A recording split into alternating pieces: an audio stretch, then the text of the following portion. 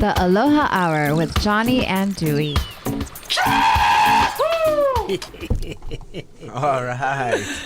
Hello. Welcome. Hello. All right. Let me give you a quick introduction of our special guest today. He became the first IBL player to be drafted to a professional contract in the U.S. He is a graduate of the University of California, San Diego, and played 2 professional seasons in Germany and 1 in Australia before joining the IBL for its inaugural season. Nowadays, he is an environmental activist who is challenging the legislators to take immediate action against climate change. He's the executive director for Sustainable Coastlines, where he continues to make an impact on the environment and the community. He is Rafael Bergstrom. Welcome. Wow. The first real hippie we have on the show. Well, you guys discriminate against hippies. Yeah, no, we love hippies. We can't find somebody to come to talk to us yet except you. Right? What's up, Rafael? Thanks, guys, man? for having me. Yeah, stoked Thank to you be for here. coming. We are so stoked to hear from you. I think, as we usually do, kind of tell the audience about yourself, how you started, how you got to Hawaii, and then how you got to Sustainable Coastlines. But start from the beginning, just so the people, get to know you. The beginning. The beginning. Okay. All right. Yeah, it's a long journey to get to Hawaii, actually. But, I was born in Oregon, actually. My mom was hiking Mount Hood with me when she was pregnant 8 months. So I was like hippie parents, no wonder. Straight up connected from the beginning before I even knew it. So, but then lived in Arizona, grew up in Sacramento, California. And I think that some of my early connections to the work I do now happened in Sacramento. I grew up on the American River Parkway. Ooh. And my parents were always just outdoor enthusiasts, and same with my grandma. Would go for just walks on the parkway there, saw all sorts of wildlife, and that's one of my biggest connective stories, is just understanding a lot of, I think, the values of Hawaii were instilled in me there in Sacramento before I even knew what those were and where I am. As far as now. appreciating nature and... Yeah, and just like the deep connections that we have to our resources and the interactions of ecosystems. I mean, I grew up just wandering by myself and seeing rattlesnakes and coyotes and birds of all sorts and just playing down there every day.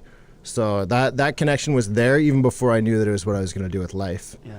And and I had no interest at that point in time in doing what I'm doing now. I was actually a sports broadcaster on our high school TV show. Ooh. And played baseball in high school, and then He does have a sexy voice. Yeah, I know he does, yeah. made for the radio, I suppose. I thought I was going to go into broadcasting, so I went to UC San Diego and walked onto the baseball team at UC San Diego also, and played there for 4 years. And at that point, also gave up on kind of the broadcasting dream. Had a tryout with the Colorado Rockies right when I was done with college, and thought I was going to get drafted into the minor leagues, and it just didn't work out. I sat in my room after the MLB draft that year, crying and drinking beer and wondering what the hell happened. What was your major? I'm curious. Communications. Okay, got it. Okay. Yeah, poli-sci history minor, and Got it. yeah, nothing even environmental at that point. Yeah. But I left right after my senior year and traveled around Europe for about 6 weeks. And when I came back, had absolutely no clue what I was going to do with my life. Got a call from some guy in Germany who said, "Do you want to come play baseball in Germany?" I was like, what the hell is this guy talking about? I was so confused. I'd just gotten back from Europe. And it turns out a teammate that I had at UC San Diego had played in Switzerland after college and had played a tournament in Germany, and they wanted him to play in Germany. He said, "No, I'm going to go back to Switzerland, but I got a guy for you." Wow. So called me up, and it started just this whirlwind journey where I flew to Germany, had never been there, and I think it was like 5 months later, and ended up playing 2 seasons in Germany, followed another friend's journey to Australia, and then to the Israel Baseball League for its inaugural season. And that was because I had a friend from high school who happened to be living in Israel at the time, and he was running a column for the Jerusalem Post and told me about the league. He said, "You should try out." Fuck, that's insane. Crazy, yeah. Wow. So I ended up there, and then started to I had some incredible seasons all through that, and I was actually in Egypt after the By the way, do you speak German? Not much. No. Ambition. Yeah. I can say Prost with the best of them at Oktoberfest. So I got that down.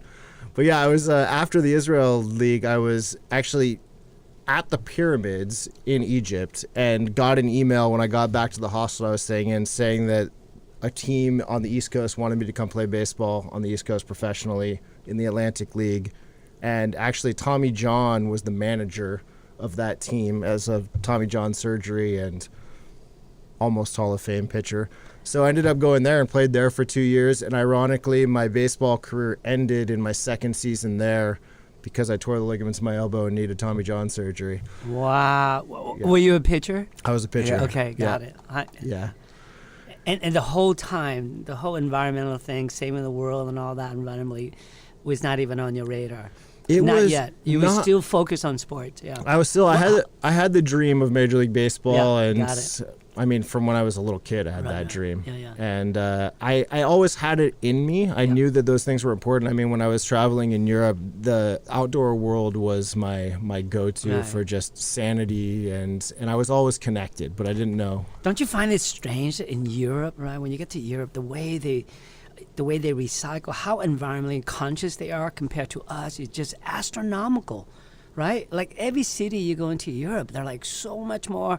Like you have recycle everything everywhere you go, and even, in Germany they have bins where you can recycle your clothing and everything, And here in America, we're like the richest country, but yet that is not even our conscious, right? Yeah. Why do you think that is? You think?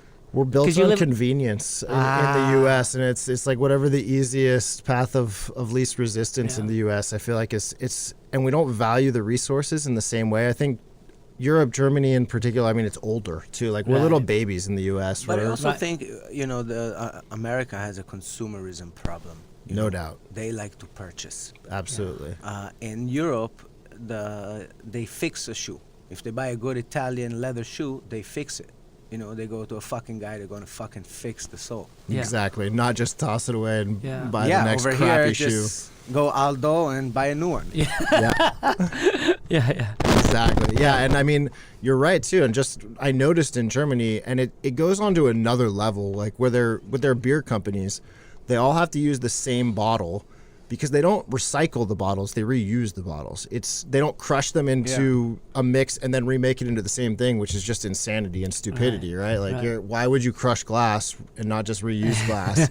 So all the beer companies agree, like for this type of beer, like a Helles, it's this size bottle. Right. And then they send them back, they all sanitize and wash them, and then they just relabel them and rebottle the beer. And I mean, we can get into that later with Sustainable Coastlines stuff, but like that to me is like there's so much opportunity for that type of thinking in the world that I'm working in, where let's reuse stuff. Like we can just go back 10 years, 50 years to things that we did before, and I think Europe has that down already. So lots of models. Yeah. Oh. So baseball journey, I didn't even finish that one. It's crazy. Yeah, I tore ligaments in my elbow and had a big decision to make on what to do next. I went to, because my manager was Tommy John, he got me into the best doctor in LA actually, and it was pretty funny when I was walking into my first appointment. Barry Bonds was walking out of the doctor's office, so I was like, oh man, I am in the top of the line. Yeah, you're in the right place. And it's crazy when you go to a doctor with that kind of profile. Dr. Yoakum was the doctor, and he was one of the 2 or 3 people who did that type of surgery for professionals, and they just have a different perspective on life. And he sat down and he talked to me and he said, look, I was 29 at the time when it happened, and he said, you're 29, you've been playing internationally and in independent leagues. It's like, you can get this surgery and you can come back in a year and a half. The chances of a 30-year-old who's never made it to the big leagues yet getting to the big leagues is slim to none. I'm not saying you can't do it, but this is the reality. And he sent me home with that. And he said, just think about it, because you don't need this surgery to live your normal day-to-day life. He's like, don't just get the surgery because. And I reevaluated it. That last year in baseball, it had turned into a grind, where I was at the field from 12 to 12 every day, drinking in the bars afterwards, and not a whole lot of the intellectual outlet that I really was who I was. Yeah. And then when I was playing baseball in Europe and Israel, there was a different community than just the professional athlete. It was a community of people who were like thoughtful, and they were playing baseball, but they were also worldly and talking about things. So I had missed that a lot, and then it all hit me at once. I said, I think I'm done. I think that baseball has taken me around the world. I mean, incredible opportunity that happened, and within a year, I said, I think I'm going to go back to grad school and just figure out the next steps of my life. And that was where all these environmental the things from my childhood that were instilled in me from my grandparents, from my parents, finally resurfaced. And I said I wanted to do something in environmental management. Applied to a few schools, took I think 17 classes in a year at a junior college to just knock off a bunch of prereqs. And I applied to University of Hawaii, UC Santa Barbara, and University of Oregon. I didn't get into Oregon, and I didn't get into Santa Barbara, and I got into Hawaii. You were meant to be here to save this island, to save our home. You were meant to be here. Honestly, bro, like I wouldn't have gone to UH because the other two schools I think were top of the line environmental management schools, and I am so happy I didn't get into those schools because I ended up where I needed to be. Yeah. 100%. It was meant to be, right? Everything's kind of collided. Absolutely. And pushing you where you are. So you got here to go to school over here at UH, yeah? Yep, 10 years ago. Masters. Yeah. Or PhD. Yeah, You masters. got your masters. I did Okay. my masters, Environmentalist. Yeah, natural resources and environmental management. Okay. Yeah, NREM as they call everything in acronyms. Yeah. And then you started to volunteer? Yeah, so I did my my school, and I volunteered at a whole bunch of different organizations, and I started volunteering with Sustainable Coastlines probably 8 years ago. So really early on. SCH is only about 10 years old now, and so I was there, and I actually volunteered as a photographer the first time. Photography is my side passion and something that I just love to do. And Kahi Picaro, the original founder and ED of SCH, said, "Hey, like we're having a fundraiser. Can you be one of our photographers?" And I went to that, and it kind of launched a dual path because it actually gave me another pathway into photography that I started really taking off on. And I remember I brought him the pictures, and I was the only photographer who actually brought him back the pictures from the fundraiser, and he was super stoked. And a week later, I get a call from him on a Saturday morning. I'm like, why the hell is this guy calling me on a Saturday morning? He's like, "Hey, you want to go on a helicopter trip to Molokai to take pictures of plastic?"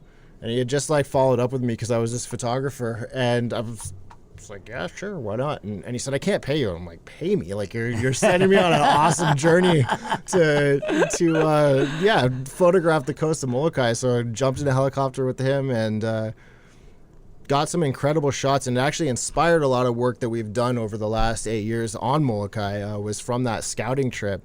Yeah, I see you go every once in a while. You take a team over there, right? Yeah. To a specific place, always the same, or? Yeah, Mo'omomi on the North Shore of Molokai, and this year 2020 was supposed to be our 7th annual cleanup there. And what's amazing is that there's a crew that comes over from Oahu for that cleanup, but it is a community-led effort there. And I mean, there's 7,000 people on Molokai, and we've had as many as 500 people at that cleanup, and that it's brutal because it's this super remote area. Nobody lives in that general area, and it's hammered by plastic pollution. How would you explain it, especially there? It's just, I mean, Hawaii is just unique in where it sits in the Pacific Ocean too. So everybody's heard of the Great Pacific Garbage Patch at this point, probably, right. And people think of that as just an island of trash. It's much different than that. It's actually permeating like the whole depth of the ocean out there and spitting plastic out all over the place. But where we sit in the Pacific Gyre, the plastics accumulate here just because of wind direction, swell direction, and specifically on the northeast sides of islands that have that northeast facing shore. That's where it all hits.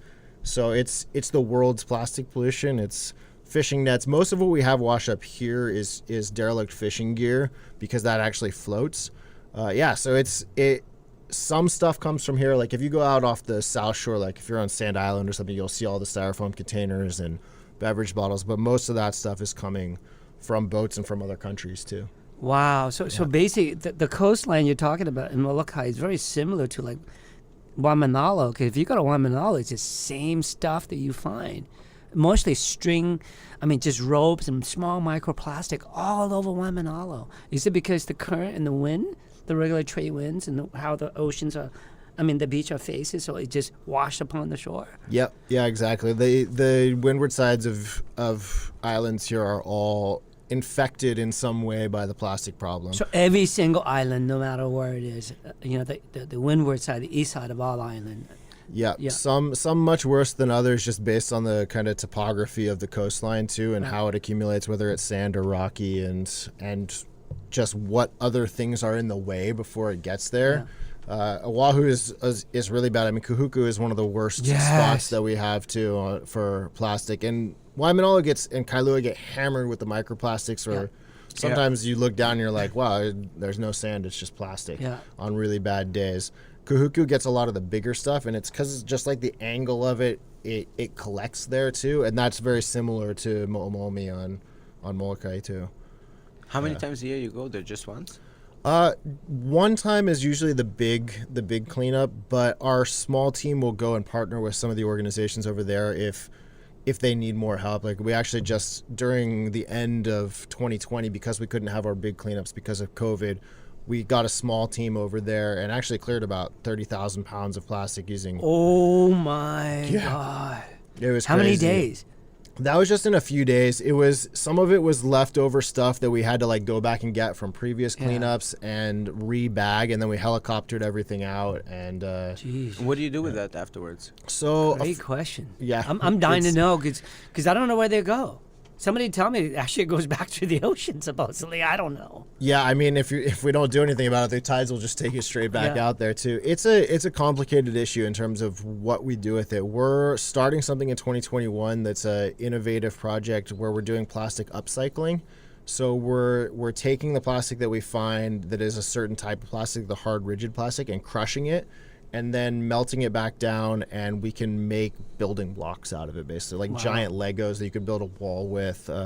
So we're just starting that this year. It hasn't even launched yet, but we've been collecting plastic for years in shipping containers and storage bins, waiting because we knew we were going to be trying to do this. Yeah. So do you know anything, like all those recycled plastic that we collect and we give back to the city, and what do they do with it? Like, I'm curious to know about that. Somebody told me, dude, there's a limited amount of land here, so really I have no idea. Do you know? I'm dying to know.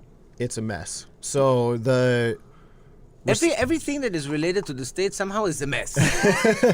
And I will say everything that's related to plastic is kind of a mess too, because so to back up just for a second, what we've been fed for 70 years now of plastic by the plastics industry, which is the fossil fuel industry, and the American Chemistry Council, Pepsi, Coke are the big, Exxon, all of them are involved in the plastics industry, is don't worry, we can recycle it.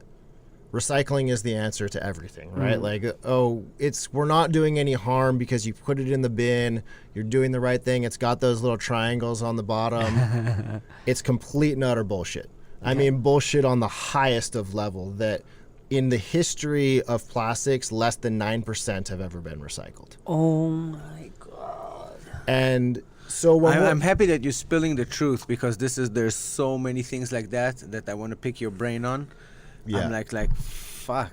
It's fucked up. Like I said, on the highest of levels, what the misinformation campaigns that have been fed to us for so long, and it's why we're talking about with why does the U.S. have such a problem, because we've got real big money putting a lot of pressure on consumers in false ideas, and then they're also in our legislature with lobbyists that are really high paid and whispering things again that are complete and utter bullshit. Yeah. Okay, let me ask you this. You remember the days when you used to go to Walmart and they used to give you the thank you bag, right? Yeah. They used to double bag it always because it used to rip. Yep. And then came out the law, they cannot use, it has to be a reusable bag. So we ended up paying 10 cents before we didn't pay. Now we end up paying 10 cents. The bag is still plastic. It's just thicker, which basically means it's not biodegradable. It actually takes longer. So basically, they didn't we ended up paying to create more mess. Yeah. How is nobody going on the street? Because when I caught that, I felt fooled. I felt they're fucking with me. Like, I need to pay you 10 cents for you doing even worse. Yeah. Yeah. It's not fair. Yeah, we're not helping. We're actually contributing. Exactly. It's worse. So it's I want to get deep into this shit because I'm ignorant. Like most American, we're not in your world.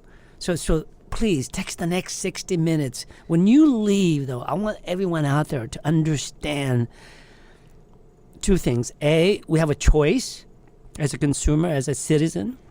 B, we can help, and how can we help? If you can provide those two things, goddamn, I'm a happy motherfucker. Absolutely, yeah, and that's the big thing is we can scare the shit out of people and make people feel bad, but no Sustainable need. Coastlines, that's Yeah. not our goal. It's like, Yeah. we want people to know the problem, but at the same time, it's about inspiring people to Yes. to have the solutions to get better, and that's what we do with our cleanups. Is we try and clean beaches, but at the same time have a lot of fun because people are inspired by fun, and then they start having these types of conversations to understand how to get better. But So- as a I guess as a society in 2021, I mean, I cannot foresee us live without plastic, right? We can't really, because plastic is in everything. It's in this microphone. It's in almost this T-shirt that we make, you know. So Yeah. So in that sense, I kind of understand, but yet, you know, I mean, I'm so stoked to hear that Coca-Cola now is going to make, you know, the plastic recyclable now. That's what they said, right? I love that smirk on your face. They're full so of please, shit. Okay, please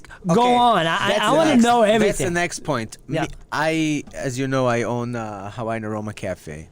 We had to switch after Bill 40. We had to switch. First of all, styrofoam. There was a bill before. We got rid of styrofoam. And then we had to get rid of, utensils. There had to be no plastic, right? And they come all those salespeople and they tell me it's not plastic. I said, bro, it looks like plastic. Yeah, it's corn. Bro, this is plastic. No, it's corn. Can't you see? It's tell me, is it fucking corn or is it plastic? I want to know. Oh man, see, all the questions you have are so just complicated and messed up. Some of them are corn. So there's certain standards that they have to meet, like ASTM 6400 is actually certified compostable. If it has that, what's the company? BPI certified ASTM 6400. That means that it is 100% made out of organic materials. Corn, sugarcane.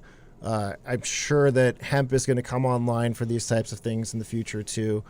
Every time I feel fooled, they give me a spoon and there's 5% corn, 95% plastic, and they tell me it's corn, and then I think I'm doing something good. I pay way more. I reduce my profit margin by tremendously, and suddenly I realize I'm doing even worse. Yeah, and if they say biodegradable, that's oftentimes like the buzzword where it gets really messed up and confusing, because that means that it just, at least it's not defined in a good enough way that it is biodegradable. Basically, they can do what you just said.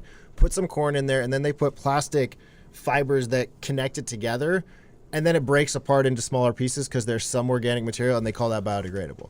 So it's still chock full of plastic. And that's why, like, the actual compostable certification is better. It still has its issues that we're trying to figure out, and I can get to that.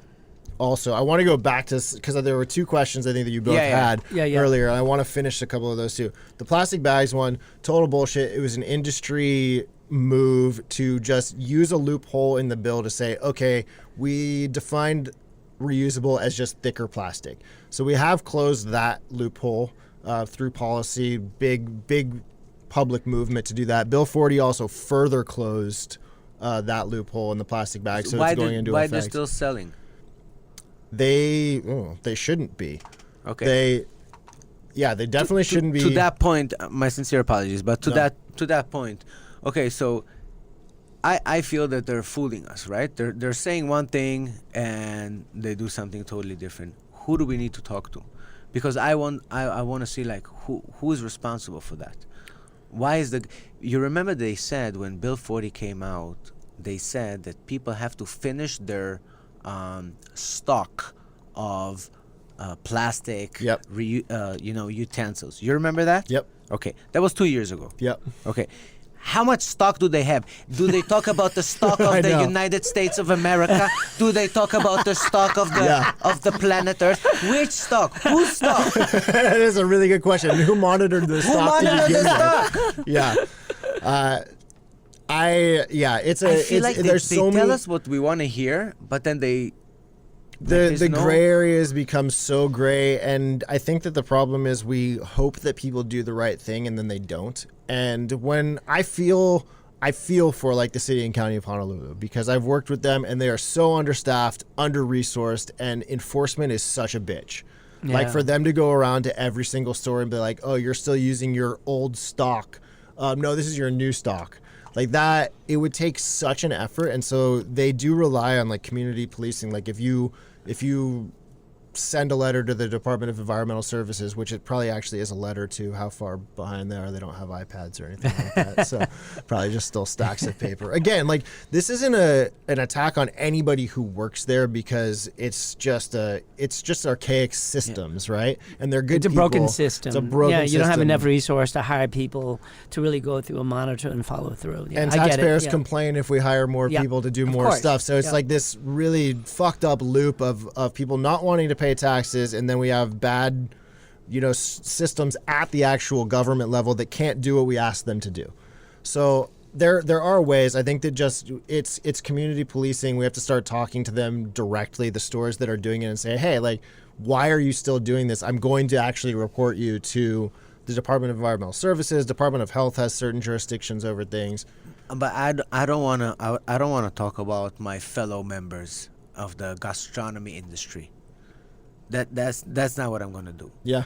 But I want to ask, why can't we say about Sam's Club and Costco and Waihara and all Chef Zone, and why are they continuing to sell it? If we don't have where to buy it, we'll buy whatever they have, right? Yeah. But if you have to, choose your battles, you'll choose the cheapest utensil or the cheapest straw, right? Yep. And it is what it is. We have to think about the business too. And if you see that other people are just there's nobody enforces it. Yeah, You exactly. see what I'm saying? Like, yeah. they put the bill and they think, okay, we did our part. There's a bill. No. Now starts the work. Yeah, exactly. The bill was your work. Now starts their work. Now they need to enforce it. Yep. And unfortunately, so much of the work still falls onto the nonprofit community. Between Sustainable Coastlines, Surfright, or Kukua Hawaii Foundation, we're the ones who have to go out and do a lot of the community education too. And they're asking us to help with the rollout in terms of talking to restaurants and businesses and saying this is coming and these are the alternatives and this is where you can get them, which I'm happy to do. I think that it's going to take the whole community to do it. But again, yeah, it's a crappy, under-resourced system that the enforcement part is real tough, and So you're basically fighting an uphill battle. Yeah. a straight up battle. Yeah. Oftentimes it feels like, even though there's big changes and there's big community shifts, but we're a long way from. Yeah, I feel from the the big- community is way more aware, is way more connected nowadays, is way more in sync with what's happening in the community and recycling. I see a lot of people have their own utensils. I Yep. see a lot of kids in my daughter's school. By the way, Waikiki Elementary, you're still using plastic. Really? Yeah. Oh, they're one of the better progressive schools, I thought too. I thought so too. Oh well, and that's a DOE thing. Like that's a whole Yeah. Department of Education that it's the same thing. It's whatever's the cheapest thing that they can buy. And somehow they think it's cheaper to buy all of that and then pay the waste hauling costs. There's a lot of things that we've shown where you pay so much to have your waste hauled, schools in particular at the end, that if you just stop using those things, you would save the costs of switching over to something else by not Yeah. having the waste hauling costs too. But the utensils, I mean, so here's like a really easy point of things that the community can do and that everybody could do today. That's what I want to get into. I want to get into, you go, guys, listen, if you want to help the earth, buy things that have this is on it or XYZ. That's all. Just simple things so we can all know, okay, cool. Every time I'm out of business, they don't have that. I'm sorry. I'm not going to support you. I'm going to go spend some money somewhere else. I think that's really, because by the end of the day, America is all about money. Yep. So we vote with money. Yeah. So we begin to vote money to the right places. Business owners can begin to change. I believe that wholeheartedly. 100%. Absolutely. So this is a real easy one. Good. Go. And it's stop being lazy. Okay. And I mean that in the nicest of ways, Yeah. but ultimately when we're talking about Bill 40, the biggest complaints that are coming out right now are about utensils, because that's the first switch Yep. that has to happen. Yep. And there's now the by request only clause. You're only allowed to give them out if people ask for them. Yep. And they cannot be plastic. They have to be compostable, bamboo, whatever these things are. The business community that's been against this has said, oh, it's too expensive to switch from plastic to these other ones. Well, the real solution is stop giving out utensils. Just stop. There's absolutely no reason to use something once and throw it away when everybody at home has a drawer full of utensils, probably like 4 trillion more than they actually need. And this is where the community comes in. Yes. Open your drawer. Yeah. Take out a fork, take out a spoon, put it in your backpack, in your purse, in your truck, in whatever it is, and have it there. And when it gets dirty, you can wash it at home too, and just keep that cycle going. Because honestly, that in the end, if businesses stop giving out utensils, it's thousands of dollars of savings. And so they can't complain anymore when they say, I can't give out a plastic fork. And we're like, no, just stop giving out a fork. And I'm in. have to take the responsibility too, because that's the businesses are worried. They're like, well, people are going to be mad if I don't give them a fork for takeout. And I'm like, well, if everybody stops giving out forks, it's just like the bags. Yeah. People eventually bring their own bags. Yeah. People can bring their own forks. I believe I'm that. 100%. I'm in. Also, you know, my kids they like to use chopsticks. Yeah. So they use plastic chopsticks and they reuse it, and that's how they eat it. It's just easier for them. Yeah. You know, and then they don't really have to wash it. They just do it with a wet wipe, and that's it. Exactly. Yeah. Okay.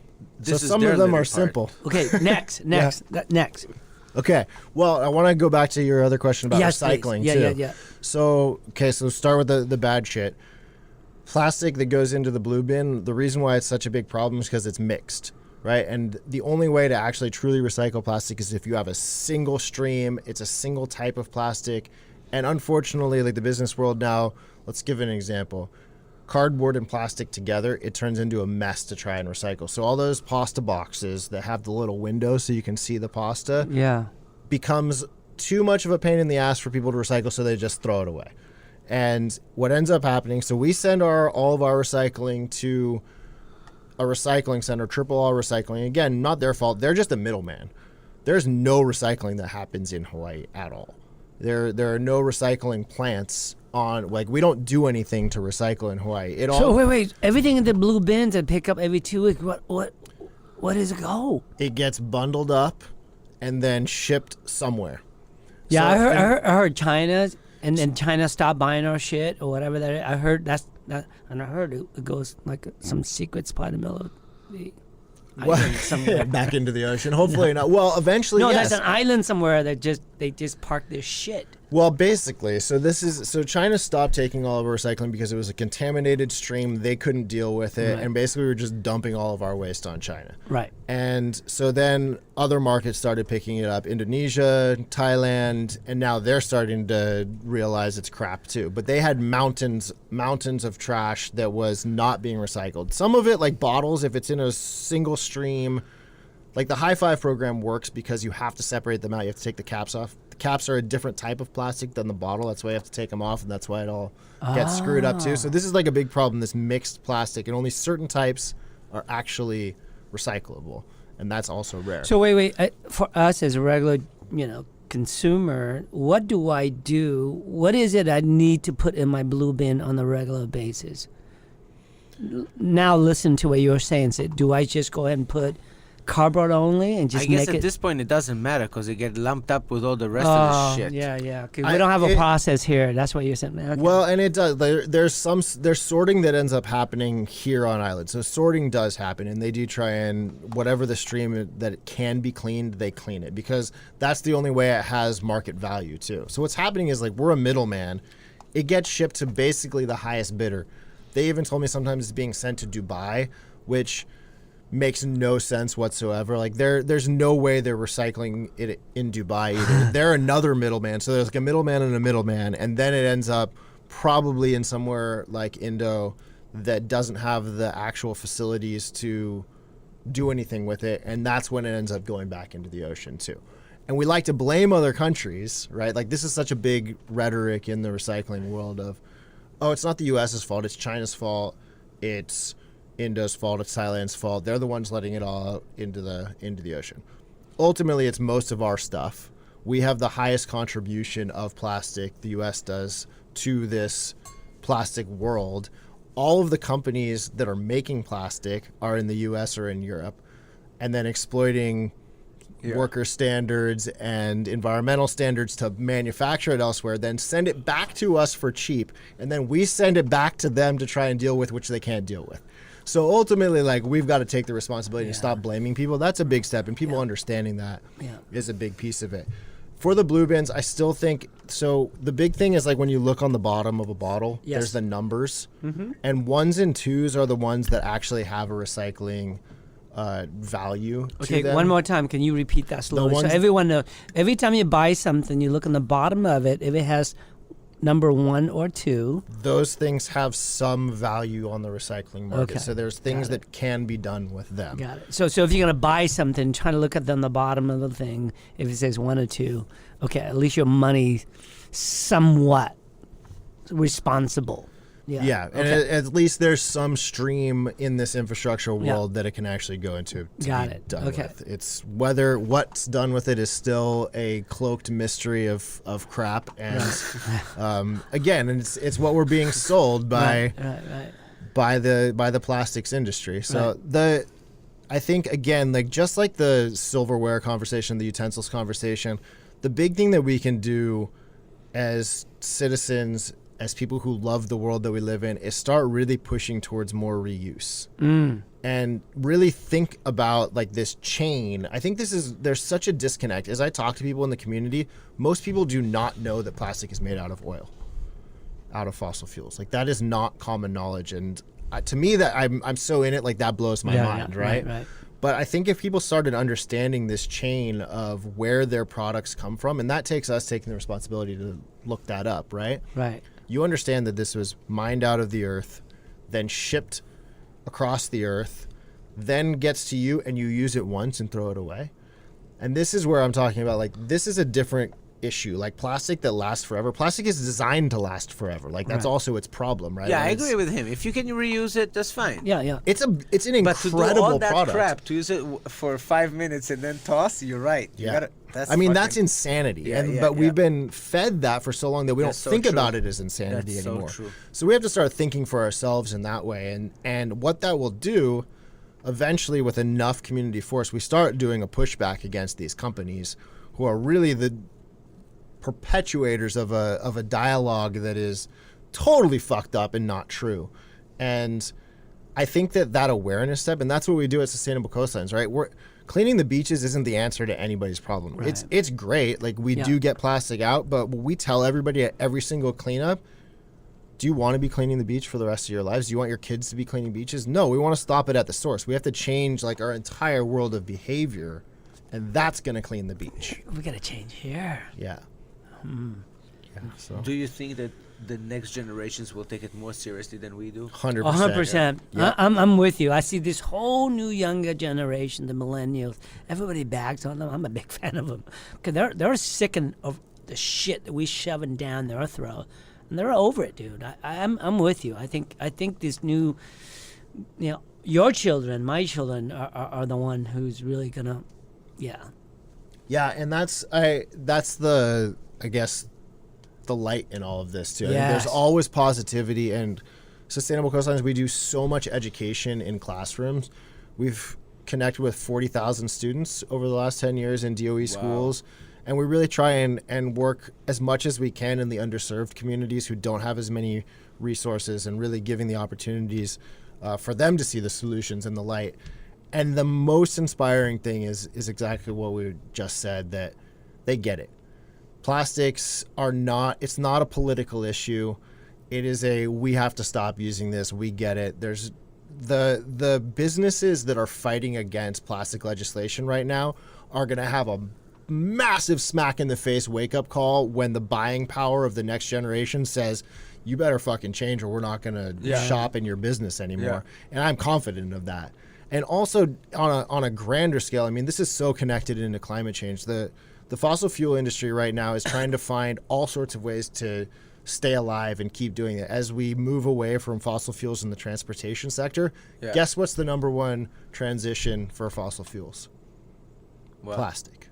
So this is their baby right now that they're trying to keep alive, because all of that shale gas from fracking that they don't know what to do with the byproducts of, Shell and other companies are opening some of the largest plastic manufacturing plants in the U.S. right now, despite what we know about how much plastic is going into the ocean.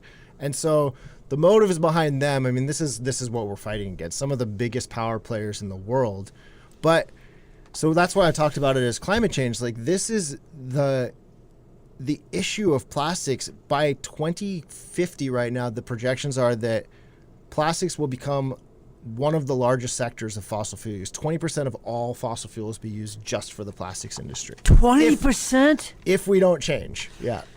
Fuck, I feel... I feel like shit right now. Because I own a clothing company, and I thought my dream company is Patagonia. You know, it's like I model everything after Yvon Chouinard. And then I pick a company, do our product, and that was anti-plastisol, right? So I do everything water. You know, it's like everything water, you know, water, ink, and all that. Costs shitload of money and all that. And then everything gets shipped in plastic and it comes to here. Can you please let all of us know these are the companies who are the biggest crime polluter? So I know, okay, you know what? When it comes to that, I'm not going to support it because I don't know. That's the sad part. I don't know. I want to know those companies so I can go, you know what? I'm not going here and here and here. I pay a lot of money. We're a Hawaiian-based company. Everything produced in the mainland, it gets shipped here, and then we ship it out to our customers. And I spent all kinds of money doing that. But the thought of contributing more to that was, I couldn't sleep at night. Yep. I would like to know more. And I'm like, this podcast going to change Kikoa Collective, the way we do business, 100% for sure. I want to know who are the company, who are the biggest culprits, so we know, we understand, so we can be more aware and go, you know what, I'm not going there. Yeah. It's I mean, it starts way up at the top, right? I don't care. Go, because people invest in funds. People invest in mutual funds. So let's create a movement, a really conscious and aware, because we only have one Earth. Absolutely. That's it. Exactly. Yeah. And I love this place. Yep. Yeah. I mean, so starting at the fossil fuel companies, Exxon, Shell, BP, Chevron, like they're in the plastics business, right? Fuck, so, we need gas, though. What do you do, though? For sure. I think that it's like driving them towards more ethics and equity and as much as we can. It's tough. Also, on the highest level, the problem too is the biggest subsidies in our world, corporate welfare, goes to the fossil fuel industry. We're talking about trillions of dollars in subsidies to the fossil fuel industry every year, so that it makes it seem cheaper. Plastic is not cheap. It is not cheap. In the end, we are subsidizing it at the top end, and then organizations like Sustainable Coastlines are cleaning up the shit on the back end, and we're talking about billions of dollars in loss just from cleanups and things. So I think that making sure that the global world knows it's not cheap, and that those companies at the top are artificially making it cheap. We have to figure out a way to move away from so much fossil fuel use too. Right. So those are the top companies. Some of the biggest polluters in the world, though, are the biggest names: Pepsi, Coke, Nestle. those ones that have beverage companies and the plastic wrapping companies too, which is all technically single use. That's going to be one of the most challenging things to work on, is getting the wrapping, because food still has to be wrapped in that way too. That's going to be a big one for the bioplastics of the future, I think. And then to your point, I think there's the fast fashion world too, right? Where people aren't taking the time to think about longevity or what is coming off of your clothes. Like the microfibers that are coming out are huge pollutants in the ocean too. And I don't know all of the ones in that. I mean, H&M, the Old Navy stores, those places that are designed intentionally to fall apart so that you go back and buy more. I would say that those are some of the biggest culprits. They also use some of the worst of the dyes of the polyester fabrics, which are plastic, and then have, from what I understand, really bad, working conditions in the developing world too. So, those are some of the big ones. I think I can follow up more. We actually created something in Sustainable Coastlines, at-home waste audit. So this is actually a really cool, I think, opportunity for people or a brand audit where you actually go through and catalog all the plastic that you create in a week. And then we show this chart of like who are the top companies that are actually connected to the ones of the things that you're buying. So it all traces back to 7 or 8 major companies. And so above like the Pepsi and Coke level, there's also Dow Chemicals, like the chemical companies of the U.S. are some of the biggest producers underneath the fossil fuel industries too. And again, like I said, it's corporate welfare. It's they're being subsidized to do all of these things through government connections and things like the American Chemistry Council, which is the lobbying group for the plastics industry. Wait, name that company. And that company one more time, really slow, so we can all hear it. The American Chemistry Council. It sounds so innocent, right? Doesn't it? It sounds like they're a science-based organization. I always believe, and I just like you, I was not born in this country, and I always felt that the biggest thing we can do is to vote. And I think what I'm hearing from you is that if we can get all the youth out there to begin to educate ourselves on what's good and what's not good, and really vote, because that's the only chance we have, I think. Right? Am I hearing you correctly? And that's the only way we can get rid of these guys, to not really continue to do this shit. Vote and show up beyond. You were probably fucking surprised when Trump said we're fucking backing out of this deal. You're like, what the fuck?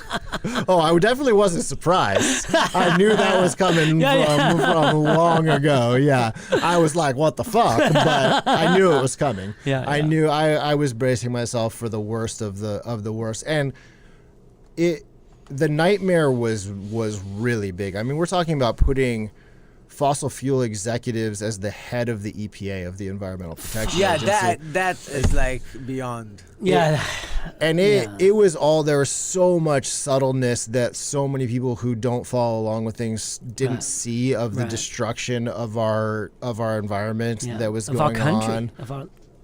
I mean, brutal. But to go back to the point about voting, yes, voting is hugely important, but civics beyond voting is, and this is where I would say when we're talking solutions, I think it's so important. I worked with Surfrider Foundation before Sustainable Coastlines, and I had my first years going to the legislature there and understanding the process and showing up for issues, and it changed my whole world. And I remember I watched a TED Talk probably 7 years ago now by a man named Eric Liu. And the TED Talk was why ordinary people need to understand power. And he's just this eloquent, brilliant man, and I was so moved by it. And I started a workshop here in Hawaii right after I saw that, called Civics is Sexy. And the point of it was, in his TED Talk, he says we have to make civics sexy again, as sexy as it was during the American Revolution and during the Civil Rights Movement. And that caught me. I was like, yes, we do. And like sexy, not as in like G-string sexy, but sexy as in like it is incredibly empowering and beautiful to show up and care. And make change in your community. And we have the power to do it, but we all have to start doing it more. Yeah. And voting is just this little piece of democracy, but it doesn't work if your eyes aren't on the rest of the process. If you vote and the next day you buy plastic and do everything else, yeah, I get it. I understand what you're trying to say. And it comes totally. at every single level. Like going, I mean, if you're a parent, like being part of the PTA is civics. Yep. That's that small community change where you get to have a voice in your children's school. Yeah. And then the neighborhood board is another level of it. So there's all these levels, and there are all these entry points to be able to do it that people don't even realize because it just seems so challenging to do it. But if we start breaking down those power structures and say, here are your avenues in, we're going to get to these places where these issues have a collective community power that trumps, poor word, that stands above people like the American Chemistry Council who pump millions of dollars into lobbyists to fight against things rather than spending the money to just get better and like make a better product. I would it's never so understand sad. that. They pay to make it right? They pay so it's very okay. Just invested in making a good product. Yeah. Why you pay to scam? Yeah. It doesn't make sense. Right? It doesn't make sense. It's sad. But going back to the kids, there's a lot of youth climate action that is going on in Hawaii that is so incredible. Bill 40, Dyson Chi, who is actually, I think he was 14 when he came to that first Civics is Sexy workshop that I Please did. mention his name again, please. Dyson Chi. He is. Chi! Yeah, exactly. I'm going to find you. I'm going to hug you, motherfucker. Future Senator Chi. 14 years old. And now he's 18. He just voted in his first election ever. Nice. And he is a organizer. And for Bill 40, at the final 2 hearings of that, came to the city council and unrolled a scroll all the way around the chambers that was signed by over 1,500 students from around Oahu. Oh, I saw that. It was one big long with a lot of signatures. Yeah, that was powerful. And all kids. And I mean, when you talk about standing up to these structures of power and going in and in front of our city council and essentially the mayor watching from behind the scenes, it's big when the next generation says this change has to happen. And I am so inspired by that generation. I gotta meet that man. Yeah. And Kavika, forget Kavika's last name right now, but he started some of the youth climate action too, and has run with it. The two of them together, it's amazing to watch, and they're inspiring new leaders, and new leaders are rising in this. Is there a certain bill you guys working on right now? Is there a certain thing that you guys spearheading that you guys want to doing? There's some bills right now. It's tough in the legislative session right now. I don't have a whole lot of confidence that a lot of these environmental bills are going to get traction because COVID-19 is just such a prominent thing in the head. Elephant in the room kind of a thing. It is, yeah. And there's some stuff, like super simple bill right now. I got to go back and look at the numbers, but there's one that just says plastic is a pollutant. Yes. Currently, it's not listed as a water pollutant. So this has huge ramifications for how we go. We actually won a lawsuit last year. Sustainable Coastlines, Surfrider signed on to a lawsuit by the Center for Biological Diversity that sued the EPA, actually, saying that they are derelict in their duty for not considering plastic a Clean Water Act violation, and that there's all these beaches that should be designated as impaired across Hawaii based on research data. And we won that lawsuit, and now it's on the Department of Health to actually manage the situation. And so now, yeah, exactly. So now the bill, though, is the next step where it says, okay, let's actually call this a pollutant. It will trigger more Clean Water Act violations. And then eventually the goal is, well, the Department of Health says this is impaired, but who's actually at fault? Well, Pepsi and Coke and Dow Chemicals. So you guys can pay to clean it up because you're in violation of the Clean Water Act. So there's a lot of chess game strategies in the political arena that we're trying to play. So that's a bill. There's some stuff that we're trying to get through with composting. Composting is, I think, such a beautiful solution to so many things. And right now, it is regulated in a way that makes it really challenging even for a local farm to legally compost. And again, this is Department of Health violation or Department of Health rules that they've been scared of problems in the past. So composting, if it's done poorly, it can smell bad. Yeah. It can catch on fire if it's done well. So they're scared of these things. And now they've made it so whether you are a massive billion-dollar centralized infrastructure plant, you have the same permit as somebody who's composting in their backyard. Nice. And it's a few hundred-page thing. So that's a huge barrier to like a farmer who's like, well, I'm not going to legally get this because I'm not going to write a 300-page permit. So we're trying to break down some of those walls to allow more composting in Hawaii. And we actually have a really exciting thing at Sustainable Coastlines. We just got at the end of last year the first ever commercial composting machine in Hawaii. So there's a company out of Washington State called Green Mountain Technologies, and they build composters. What does it basically do? You just put like old food in there or what? Yeah, and it's built into a shipping container. So we have a 20-foot shipping container that has this big auger, like a big grinder that goes back and forth, and it aerates the compost and it keeps it contained so there's no smells, there's no off-gassing, all those things that people are worried about. Yeah. And the big thing is, so all these alternatives to plastic, you know, the compostable things that are filling in, well, if you look on them, most of them say only break down in a commercial composting facility.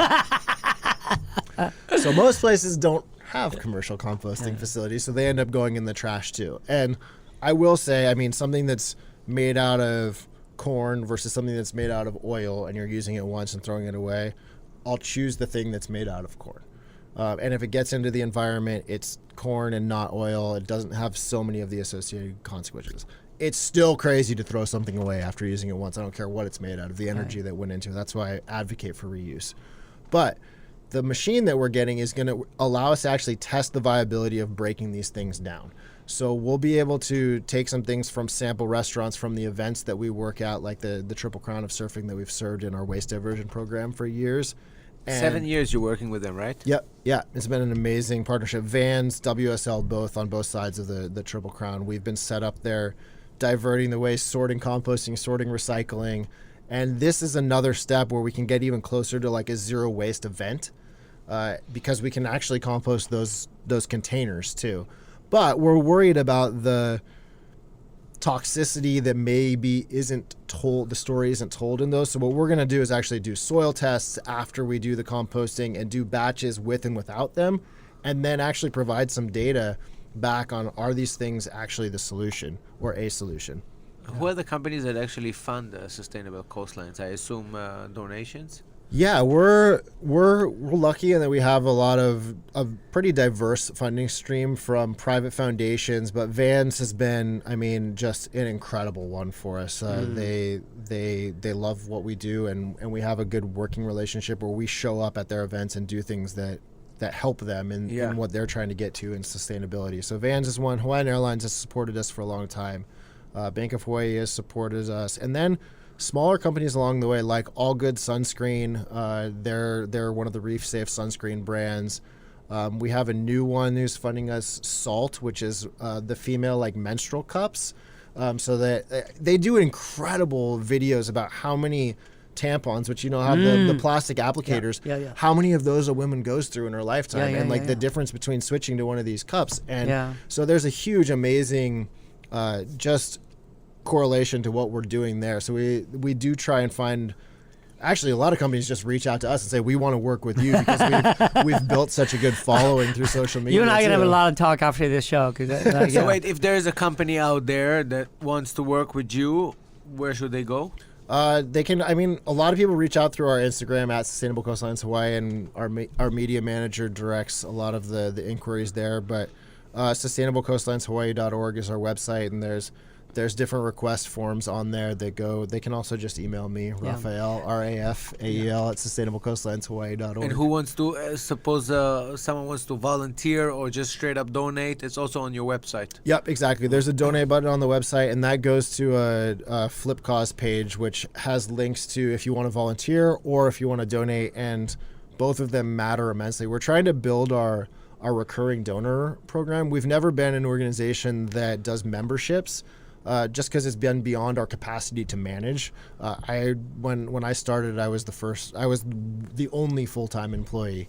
Now we have 4, but it's amazing what we can do with just that 4. crew. 4 and an incredible amount of volunteers. I mean, Sustainable Coastlines was built on hundreds of volunteers showing up for the cause. So yeah, we're trying to let people know. I mean, we have 100,000 followers, close to it, through social media, and if every one of them donated $1 a month, that's $1 million a year in operating budget, which would cover our operating budgets and some. Literally $1. $1 a month. If we I'm got in. everybody I'm gonna to give do my it. card after we're done for sure. $1 but yeah, I'm in. Cocoa Collective is all in. I want to know what are the current immediate needs for SEH, right? And what is something you plan for that you need more capital? So together, hopefully, the audience out there, the community can listen and kind of, hey, you know what? Let's get involved. Let's make Aina better. Yeah. I think the biggest needs are what I want to say, like, donate and show up. The biggest needs are the community consciousness change, right? So the civic duties. And people who are connected and understand what we're doing, talk to your friend. Yeah. Talk to your family and really spread that not just in Hawaii, globally, because it's going to take an entirety of that to really change a destructive practice that runs deep. Yeah. So that's like the side of things, is just keep spreading the awareness. Okay. But for us, it's also, show up. We love hosting big events. It's been tough in COVID to not be able to have that festival. If I remember right, in 2018, you had the biggest beach cleanup in Waikiki, I think it was. Waimanalo. Waimanalo, Yeah. about 1,600 people. Yep. Yeah. Right on. 1,600 people, and that's insane. 1,600 people get together and go clean the beach. And Waimanalo, if anything at all, needs it badly. Yeah. Especially with all the microplastic. Yeah, I don't know how to do it. Last time David and I went there with my wife, and we do that every so often, but I can't do it. So I got to go like that, and then that's it. So we have sand sifters that we have in our office, and we're actually finishing right now a DIY cleanup kit. Nice. That we'll have check out. So this is can we buy this shit online soon? Not yet. Soon, yeah. We don't have Okay. the store up, Okay. but this is huge for us. We opened our first ever office last year in the middle of the year, and we are about to open it more publicly, and it's on Wailea and 3rd, right in front of Chaminade. Yeah, so stoked. And actually this Saturday the 20th, so a week from Saturday, we're doing our first Kaimuki cleanup. And the idea of that is that we want to really be a part of the community that our office is in. And so we're doing a street cleanup and a stream cleanup. And we're inviting everybody. We're doing it all day long rather than our usual 9 to 11, so that we can actually keep people spaced out, groups of 5 or less, and we'll have all the supplies there. People can come by at any time. People need to check in. Yeah, we've got signups online too. Same thing on our website, through our Instagram, through our Facebook. All of the links are on there for the Kaimuki cleanup. And got it. Yeah, February 20th. February 20th. Yeah, from 9 to. That's where I live. 4. I will be there. Excellent. 100%. Yeah. And we've talked to Keep It Kaimuki and just a lot of the local businesses. Yeah. So there's a lot of the restaurants and shops that are in the neighborhood that if you get a stamp, we'll figure out what it's going to be, either a stamp or a wristband for participating. They're offering 5, 10%, 15% discounts in all the neighborhood stores for that day too. So we want to definitely drive business back into a struggling business community too. Beautiful. And the idea is that this is going to be something that we do quarterly.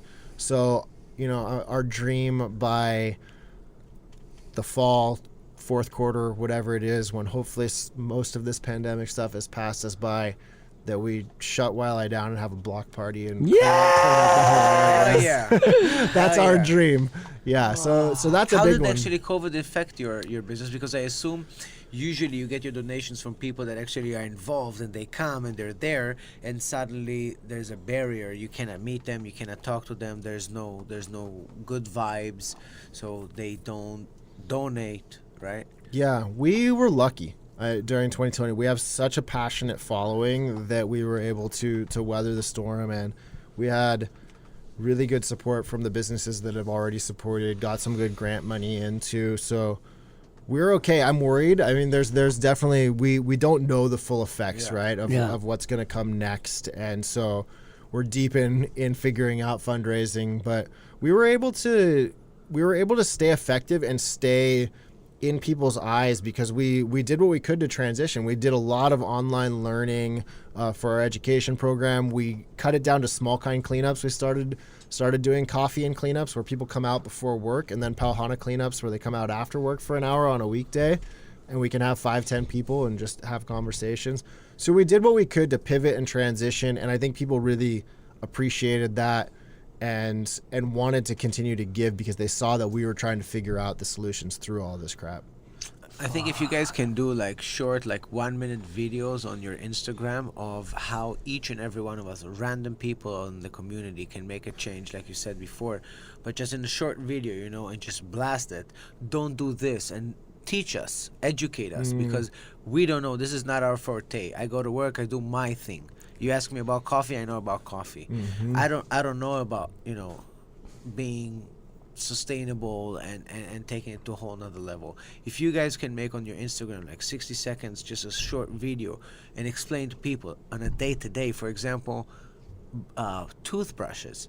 I heard it's one of the most things that you find, and if you would do it in a wooden toothbrush. That's true. Yeah, it's crazy. I pick up more, you know what, caps, bottle, and toothbrush and ramen aloe than anything, and beside fishing ropes, like ropes.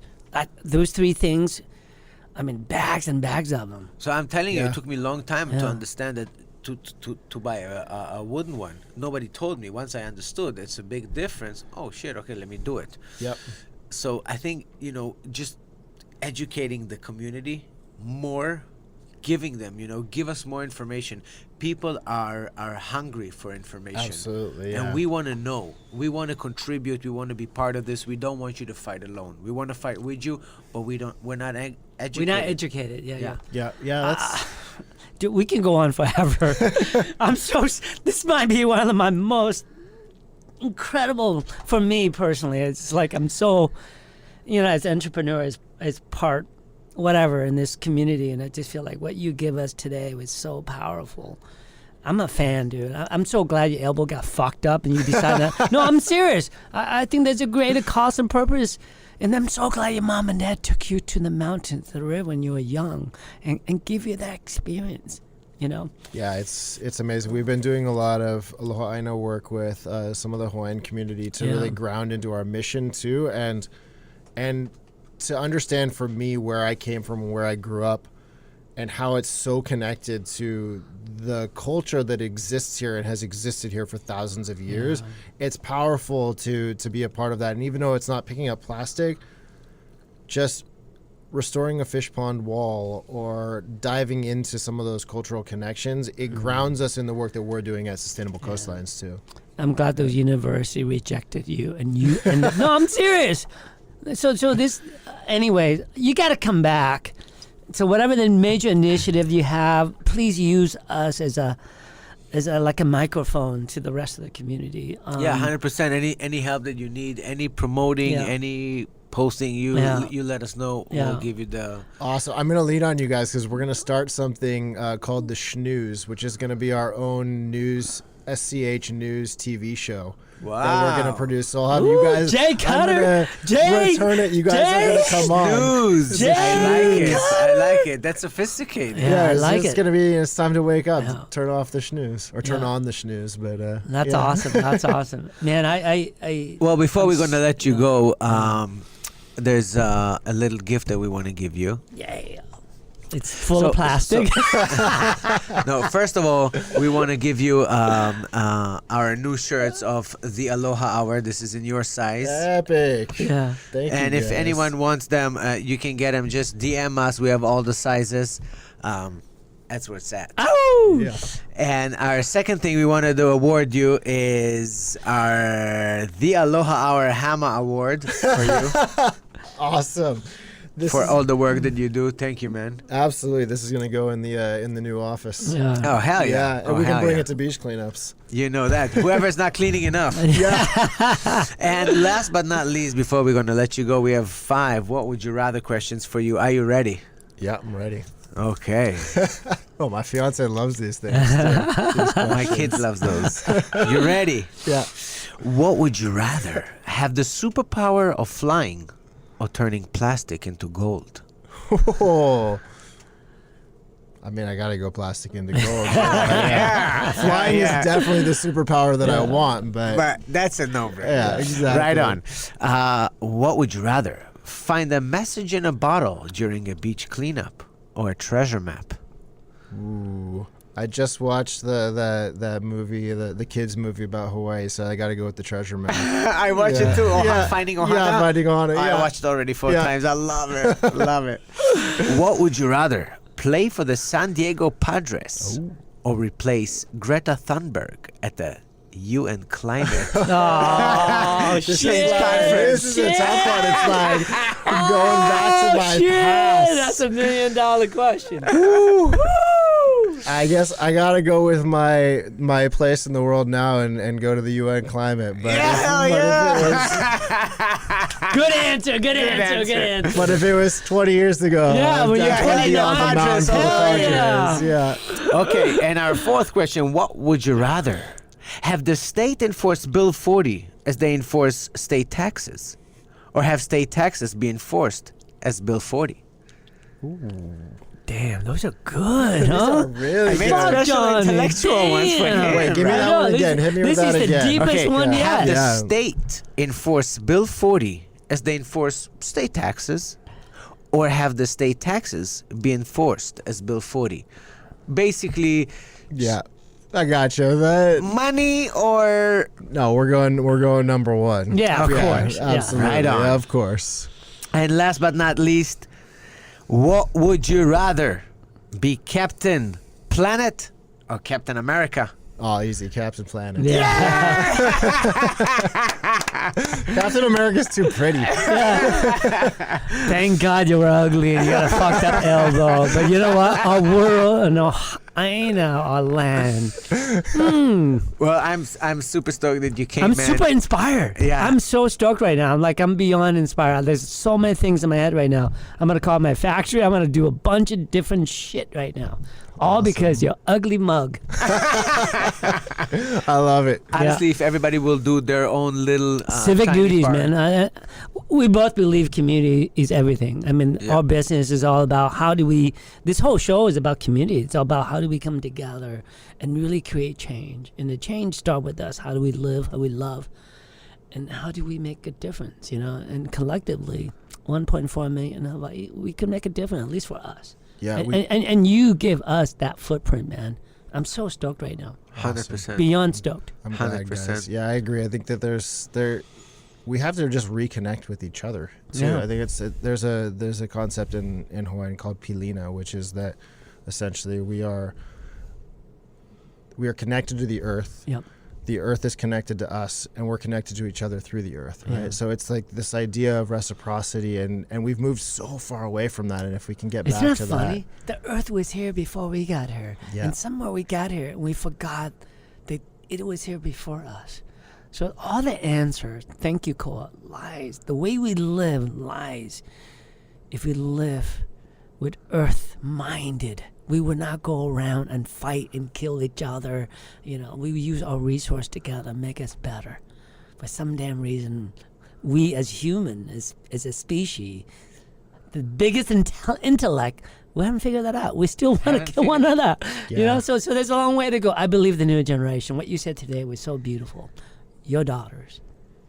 Your They'll future change the daughters. world. Yeah, they will. 100%. Absolutely. Yeah. Amen. Thank you Confident so in it. much, Hafa. Absolutely. Rafael. You need to get your ass on Yeah. the mat. Thank you so much. Uh, Guys, thank you so much for tuning in. Thank you to everyone. Thank you for subscribing. We love you guys. Dewey, I love you. I love you, and I love. Rafael, I love you. Love you guys. Yeah. Thanks for having me on. Please come back. Please Take care do. of our Okay? Aina. We're Yeah. out. Yeah. Yeah. Peace Aloha. out. Good night.